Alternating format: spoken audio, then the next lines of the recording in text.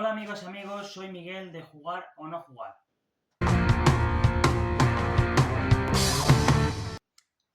En el día de hoy, como veis, estoy solito porque por motivos laborales Bea no puede estar conmigo hoy para grabar.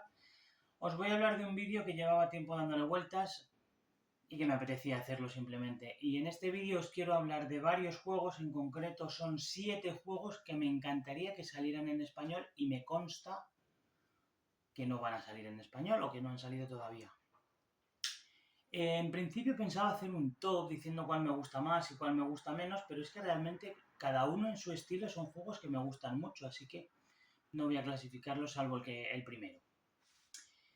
¿Qué tengo que deciros? Pues el primer juego de los cuales os quiero hablar se llama Wilderness. Este es un juego, tengo aquí una chuletilla porque todo no me lo sé de memoria, de 2 a 8 jugadores, de partidas de una horita más o menos y de dureza de 2,09. Este probablemente sea algún juego que para la gente que me conoce no le cuadre, porque es un juego de un puteo brutal. Y a mí los juegos de mucha interacción en general no me gustan. Pero este es diferente. En este se supone que tenemos que... Nos sueltan por ahí en una especie de isla y tenemos que intentar sobrevivir y llegar a un campamento para que nos salven. Es un juego de una temática muy bien implementada, porque tienes la verdadera sensación de que no tienes comida, de que pasas sed, de que estás cansado. Es muy buen juego. Básicamente os doy una pequeña pincelada. Es un tablero modular, ¿vale? Y durante nuestro turno lo que tendremos que hacer es intentar ir avanzando. Hasta ahí todo parece relativamente sencillo. ¿Cuál es el problema? Que hay muchísimas cartas. Hay cartas, partimos de cartas, que son cartas que nos permiten tener beneficios para nosotros, pero que también podemos perjudicar a otros jugadores. Con lo cual, desde la ronda 1 ya básicamente hay, pues te lanzo esto, que te ataca un bicho, pues yo me defiendo, pues tú ahora no mueves, pues tú ahora no sé qué, un montón de cosas. Lo primero que se hace en el turno básicamente es, se saca una carta de tiempo donde te va a dar unas fases durante el día y unas durante la noche. Las fases del día se supone que lo más sensato es pues intentar avanzar, buscar agua, comer, y las fases de noche lo que se intenta es básicamente descansar. También hay animales que se mueven en el turno de la noche que te pueden atacar, con lo cual es que te ahogas, es que no llegas, es que es una sensación de agobio constante. Está editado por FryX Games, que son los mismos del Terraforming, así que estaría muy bien que con todo lo que habrán ganado con el Terraforming dedicaran un poquito en hacer este juego, para mí, en mi opinión. Y poco más os tengo que decir de este juego. He dicho que las partidas son de 1 hora de duración. Sí y no, porque yo he visto partidas en las que en 5 minutos te ha atacado un lobo, te ha dejado despellejado, no has sobrevivido y has quedado eliminado. Quizás sea una de las pegas del juego, que te pueden eliminar. Pero como no es un juego excesivamente rápido, tampoco me parece que sea uno de los mayores problemas, porque luego te quedas enganchado a ver si, pues como a mí me han comido, pues voy a ver si te comen a ti, o voy a ver si te atacan a ti, no sé, es un juego que está bastante divertido. El segundo juego del que os quiero hablar se llama Last Will. Last Will es un juego de 2 a 5 jugadores, de partidas de 45 a 75 minutos y de una dureza de 2,72.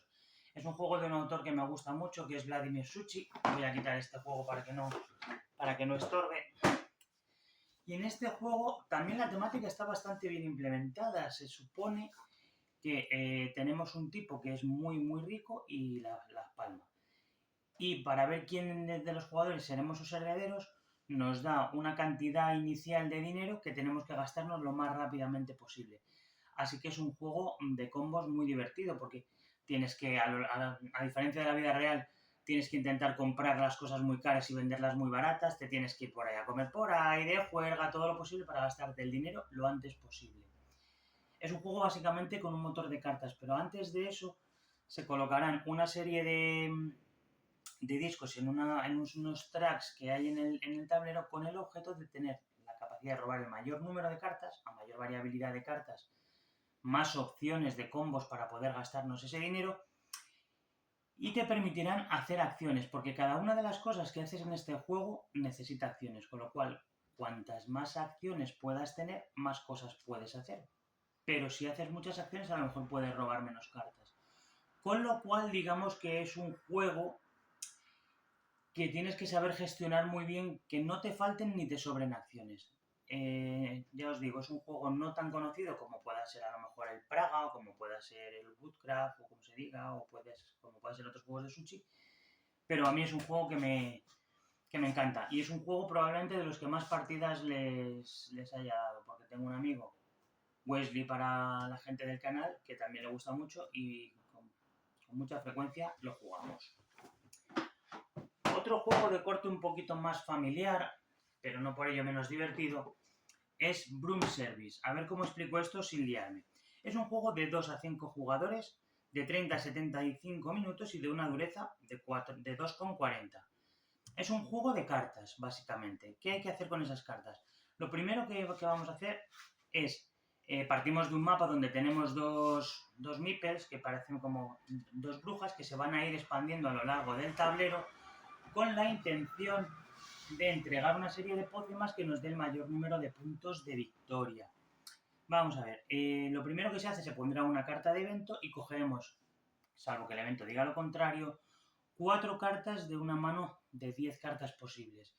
Todos los jugadores vamos a tener esas 10 cartas, las mismas, y vamos a coger en secreto 4 de esas cartas. La mecánica del juego consiste en que el jugador inicial elegirá una carta, la dirá en voz alta y el resto de jugadores tendrá que decir si la tiene o no la tiene. Las cartas tienen dos partes. Una habilidad que llaman cobarde, que te da un beneficio un poquito más pequeño que la forma valiente de la carta. Si tú juegas una carta de forma cobarde no tienes ningún problema, haces el efecto y punto. El siguiente jugador dirá en voz alta si la tiene de forma valiente, si la tiene y si la quiere jugar de forma valiente o cobarde. Si la juega de forma cobarde no pasa nada y así sucesivamente. ¿Qué ocurre? En el momento que alguien diga que tiene una carta de forma valiente, si otro jugador en el orden de turno que va después de él también dice que la tiene y la quiere usar valiente, entonces tú, que fuiste el primero en usarla, no puedes hacer ningún efecto. Con lo cual tiene ahí una cosa de intriga de decir, de push your luck, de decir, me arriesgo porque yo creo que el resto de mis compañeros, de mis rivales no la van a sacar y entonces obtengo un beneficio mayor, o soy un poco más amarrategui y digo, me voy a asegurar esto, no vaya a ser que la jodamos y no tenga nada.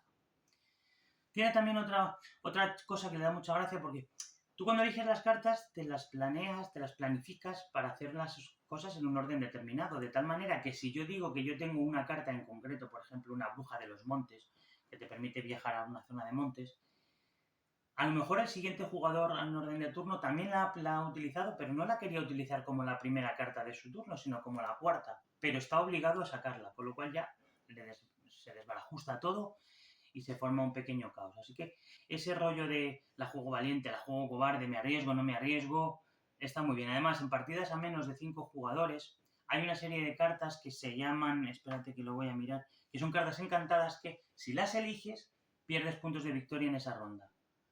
Con lo cual dices, la cojo porque como pierde puntos nadie la va a coger, o está bien, ya te digo, esa gestión de cartas, esa gestión de si lo juegas de forma valiente o cobarde, le da al juego un toque muy, muy, muy divertido. Muy recomendable. No hasta hace no mucho lo he visto yo en Jugamos Otra a un precio bastante barato, sino nuestro juego está en alemán y con las cartas tradumaquetadas. Vamos, todos los juegos de los que voy a hablar, si tienen cartas, las cartas están tradumaquetadas. El siguiente juego es un juego que mi amigo Nacho de México nos trajo. Se llama Horrify. Es un juego cooperativo, es un juego muy divertido también. Voy a decir que son muy divertidos todos, así que ya, para seguir repitiéndome. ¿Qué decir de este juego? Vamos a ver. En este juego tomamos el papel de diferentes tipos de personajes y tenemos que intentar derrotar a varios monstruos.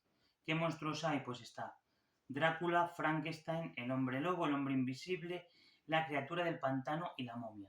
En función de la dificultad que queramos aplicar al juego, utilizaremos 2, 3 o 4 monstruos. ¿En qué consiste el juego? Primero habrá un turno en el que el jugador activo, digamos, hará su fase en la cual podrá moverse, podrá recoger una serie de tokens para poder derrotar a los monstruos, podrá coger aldeanos que haya por la zona para llevarlos a lugar seguro y luego habrá una fase de monstruo. Se da un poco un aire a la forma de jugar a Pandemia, pero para mi gusto tiene una ventaja sobre Pandemic fundamental, y es que en Pandemic todas las enfermedades se erradicaban de la misma manera. En Horrified no hay enfermedades, hay monstruos, y cada monstruo se derrota de una forma distinta. Con lo cual, pues ya tienes ahí una cosa de variabilidad que hace que las partidas no sean tan repetitivas. Decía que en tu fase de jugador activo puedes hacer varias acciones, y luego en la fase de monstruo, el monstruo también hace cosas, entre ellas moverse y atacarte. Si te derrota, vuelves a la casilla de salida y avanzas en un track que se llama el track de horror, si no lo he traducido yo mal. De tal manera que el juego podrá terminar de varias formas, al igual que en Pandemic.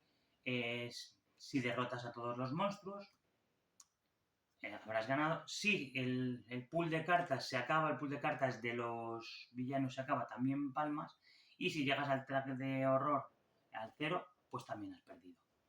Tiene más variabilidad que Pandemic. ¿Por qué? Porque tiene esa forma que decía, de cada monstruo se ataca de una forma diferente. Hay varios monstruos para elegir. Incluso ha habido gente que ha publicado, y te puedes descargar de la BGG, monstruos nuevos como, si no me equivoco, está el fantasma de la ópera, la mosca y alguno más que habrá que, como no me los he impreso, pues no me lo sé. Un juego muy recomendable, cooperativo, que creo que lo podéis comprar por Amazon. En torno a los 50 euros, una cosa así, me pareció verlo antes de que me lo trajeran a México más barato. El siguiente juego es un Roll and Ride. Como veis, estoy poniendo mecánicas bastante diferentes. Llevo uno de supervivencia, un familiar, un combo de cartas, un cooperativo y ahora un Roll and Ride. Rajas de Ganges, rajas, o en inglés, de Dice Chambers es sin duda a día de hoy mi Roll and Ride preferido. Y tengo muchos Roll and Ride. Digamos que sería el hermano pequeño del Ganges que editó De Beer. Así que me encantaría, De Beer, que si pudierais ver este vídeo y pudierais publicar, yo creo que no os arrepentiríais. Es un juego de 2 a 5 jugadores. No, perdón. Bueno, sí, de 2 a 5 jugadores. De 30 a 45 minutos. Son partidas muy rápidas. Viene con dos, no tableros, pues no de tableros, sino 2 hojas, con lo cual se puede jugar con 2 diferentes tipos de... Voy a decir tableros, aunque no lo sean. Uno de día y uno de noche. El juego es muy sencillo. Vas a tirar en una partida 2, que es como más lo jugamos, porque siempre suelo jugarlo con mi mujer. Lanzamos una serie de dados. Luego os pondré una fotito con los dadetes. Eliges un dado, seleccionas su acción y tachas o apuntas lo que tengas que apuntar en tu hoja. El siguiente jugador, en este caso que sería Bea, cogería 2 dados y yo cogería el último dado. Y así durante un determinado número de rondas, hasta que los 2 tracks se crucen. Eso es exactamente igual que lo que ocurría en el Ganges.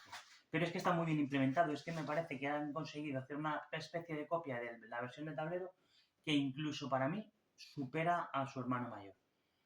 Porque es más rápido de sacar, porque no tienes ese problema de recoger, porque te lo juegas en un momento, porque las ventajas que para mí tienen los Roll and Ride frente a otros juegos, simplemente la rapidez, porque no siempre tenemos el tiempo necesario como para hacer grandes despliegues.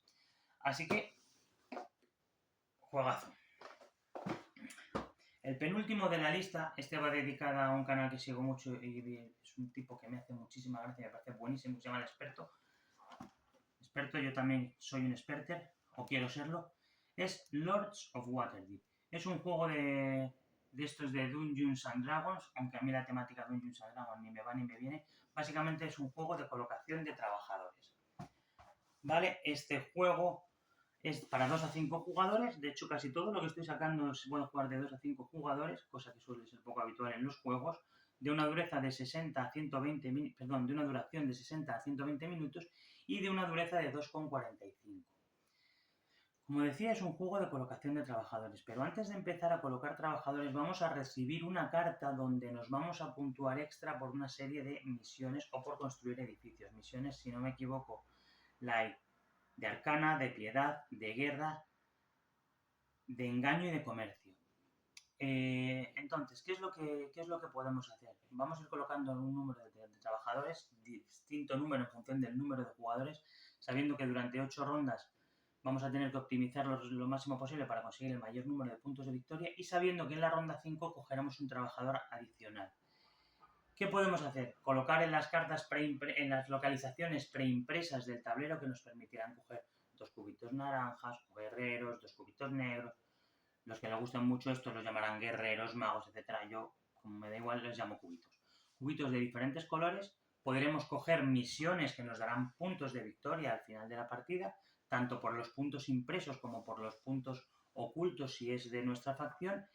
Y podremos construir edificios para aumentar el número de zonas en las cuales poder colocar nuestros trabajadores y obtener más recursos.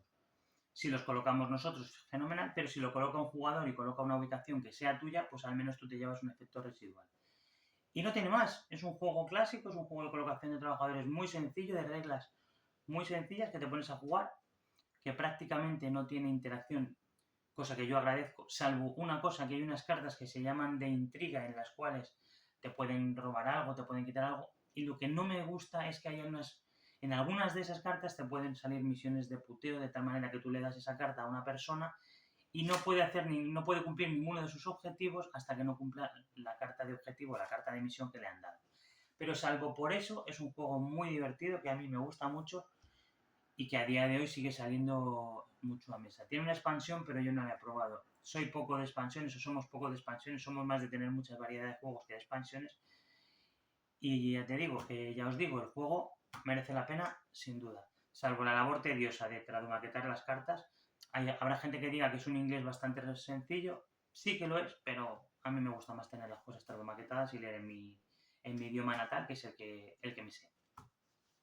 Y por último os dije que no iba a hablar de juegos favoritos o no, pero este sí. Este es de los juegos que yo tengo en mi ludoteca, que está entre los 5 primeros, sin lugar a dudas, y que es el juego que tengo en inglés, que me encantaría tener en español.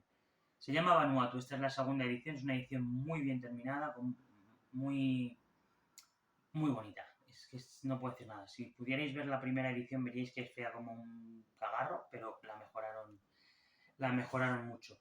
Este juego, ¿qué os puedo decir de este juego? Este juego es un juego con un puteo muy, muy fino. Es un juego favorito, de mis juegos favoritos, tiene puteo y a mí no me gusta el puteo, si es que soy raro de narices. El juego durará 8 rondas y durante esa ronda tendremos que gestionar nuestra forma de jugar para conseguir el mayor número de puntos de victoria, básicamente como en casi cada juego. ¿Qué hacemos? Lo primero que vamos a hacer, a colocar una serie de losetas para expandir el tablero, es un tablero modular, se ponen losetas tipo Carcassonne. Lo segundo, vamos a seleccionar una serie de personajes que nos van a dar habilidades mejoradas de las diferentes acciones que hay en el juego, que si no recuerdo mal hay 9, que puedes pescar, puedes moverte, puedes construir un puesto comercial, puedes mandar turistas. Bueno, eso si el vídeo os gusta y el juego os llama la atención, podría hacer, y os apetece, haríamos un vídeo solamente de Vanuatu y me encantaría hacerlo porque es un juego que me flipa. Y lo último, y la gracia del juego sería en que tenemos que planificar las acciones. ¿Cómo planificamos las acciones? Vamos a ver si soy capaz de explicarlo y que se me entienda. Tenemos 5 tokens, 5 discos, que los podemos colocar en las diferentes acciones que se pueden hacer en el tablero. Se colocan los discos de la siguiente manera. Primero 2, luego 2 y luego 1. No tienes por qué colocar cada uno en un sitio diferente, de hecho no es recomendable. ¿Con qué objetivo colocas esto? ¿Con qué intención? Con la de hacer las acciones pertinentes. ¿Dónde está el puteo? Que no quiero, que me voy por las ramas. El puteo está en que para que tú puedas hacer una acción tienes que tener una mayoría simple en dicha acción. Si no, no la puedes hacer. Es decir, si yo como jugador activo coloco 2 discos, por ejemplo, en moverme, y el siguiente jugador coloca un disco en moverse y otro disco en otro sitio y así sucesivamente, partiendo por el jugador inicial, ese jugador solo podrá hacer lo que tenga mayoría. Por ejemplo, si yo he puesto dos cosas en moverme, podré moverme, pero si yo no las quito, me estoy liando, si yo no las quito, el siguiente no lo podrá hacer. Eso sí, cuando yo consigo quitar una acción, libero espacio. Entonces, resumen, que creo que estoy dándole una serie de vueltas innecesarias. Si no tienes la mayoría simple, no puedes hacer la acción, con lo cual puede darse el turno en que si tú has colocado en todos los sitios, pero no tienes mayoría en ninguno de ellos, tengas que quitar uno de esos pivotitos y no hacer nada. Con lo cual tienes que planificar muy bien y asegurarte muy bien de que las acciones que quieres hacer las puedas hacer. Y eso da momentos de mucha tensión y muy divertidos. Creo que este último me he liado un poco, es mi tónica habitual liarme, pero de verdad, echarle un ojo, buscarlo, investigar, porque es un juego muy, muy, muy bueno. Así que no tengo mucho más que decir, nada más que despedirme. Espero que en el próximo vídeo vea este conmigo a mi lado. Y nada, insisto, si queréis poner algún comentario, perfecto, y poco más. Así que nada, suscribiros, campanitas, esas cosas que se suelen decir. Y sobre todo, muchas gracias si habéis aguantado todo este tostón que os he dado. Y chao, adiós.